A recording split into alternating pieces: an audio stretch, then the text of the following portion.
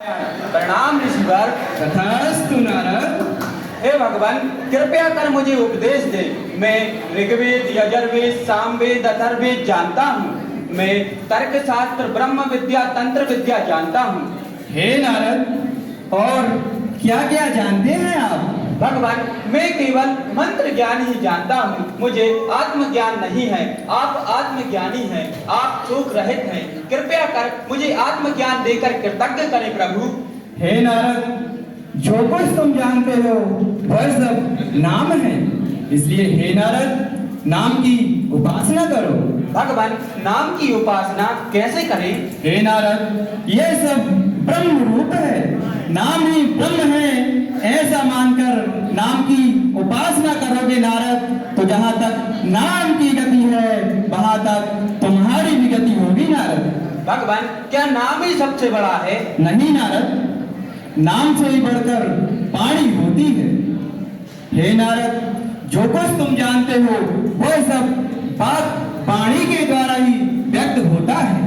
अग्नि, आकाश, जल, वायु, पृथ्वी, मनुष्य, पशु, पक्षी, प्राणी, जीव जंतु सभी बात वाणी के द्वारा ही जाना जाता है। इसलिए हे नारद, वाणी को ब्रह्म मानकर वाणी की उपासना करोगे तो जहाँ तक वाणी की गति होगी वहाँ तक तुम्हारी भी गति होगी नारद। हे ऋषिवर, वाणी से बढ़कर क्या है? हे नारद, वाणी से बढ़कर मन होता है, क्योंकि नाम और वाणी मन के भीतर आते हैं।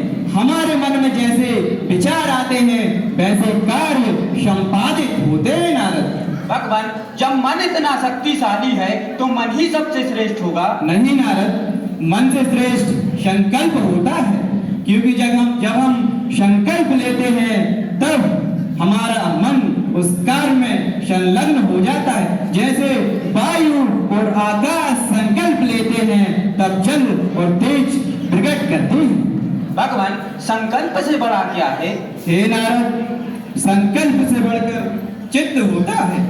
हे नारद, चित्त, जब हम संकल्प चित्त लगा कर लेते हैं तो हमें प्रत्येक कार्य में सफलता प्राप्त होती है। भगवान, क्या चित्त ही श्रेष्ठ है? नहीं नारद, चित्त से बढ़कर ध्यान होता है, क्योंकि ध्यान करने से हमारा चित्त स्थिर होता है। भगवान, तो फिर ध्यान ही श्रेष्ठ होगा? नहीं नारद, ध्यान से बढ़कर विज्ञान होता है। जो कुछ आप जानते हैं वह विज्ञान के कारण ही जानते हैं, अर्थात प्रकृति के क्रमबद्ध ज्ञान को विज्ञान कहते हैं नारद। भगवान, जब सब कुछ विज्ञान ही है तो विज्ञान ही सबसे श्रेष्ठ होगा? नहीं नारद, विज्ञान से श्रेष्ठ बलशाली होता है। एक बलशाली 100 विज्ञानवानों को परास्त कर अपनी कर्मेंद्रियों और ज्ञान इंद्रियों पर संयम पाकर कर्ता और विज्ञाता बनता है। हे नारद, यह संपूर्ण संसार बल के कारण ही चल रहा है। भगवान, जब बल का इतना महत्व है तो हम बलशाली को ही श्रेष्ठ मान सकते हैं? नहीं नारद, बल से श्रेष्ठ अन्न होता है, क्योंकि इस सृष्टि में कोई भी जीव बिना अन्न के जीवित नहीं रह सकता। भगवान, जब अन्न के बिना कोई जीवित ही नहीं रह सकता तो अन्न ही श्रेष्ठ होगा? नहीं नारद, अन्न से श्रेष्ठ जल होता है, क्योंकि अन्न की उत्पत्ति जल के बिना संभव नहीं है। भगवान, तो जल श्रेष्ठ होगा? नहीं नारद, जल से श्रेष्ठ तेज होता है। जब तेज संपूर्ण आकाश में व्याप्त होता है तब हम कहते हैं बड़ी गर्मी हो रही है, बड़ा ताप हो रहा है, उसके पश्चात ही वर्षा होती है नारद। भगवान, जब तेज इतना शक्तिशाली है तो तेज ही सबसे श्रेष्ठ होगा? नहीं नारद, तेज से श्रेष्ठ आकाश होता है, क्योंकि संपूर्ण प्रकार का तेज आकाश में व्याप्त होता है। सूर्य, चंद्र, तारे, नक्षत्र सभी आकाश से ही उत्पन्न होते हैं और आकाश में ही विलीन हो जाते हैं नारद। भगवान, जब सब आकाश में ही विलीन है तो आकाश ही सबसे शक्तिशाली होगा? नहीं नारद, आकाश से श्रेष्ठ स्मरण होता है, क्योंकि स्मरण से आशा जागृत होती है और आशा के कारण मनुष्य कर्म करता है। भगवान, आशा ही श्रेष्ठ है?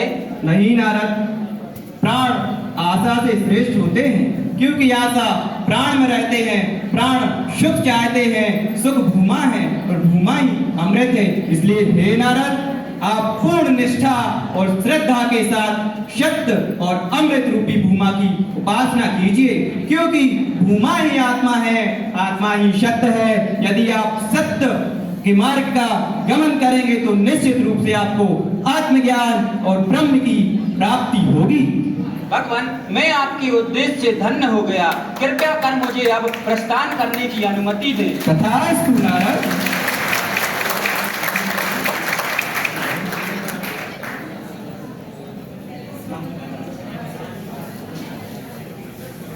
तालियां कुछ कम बजी हैं, जो इनकी उपस्थिति है वो बहुत ज्यादा है, तालियां कम है। ये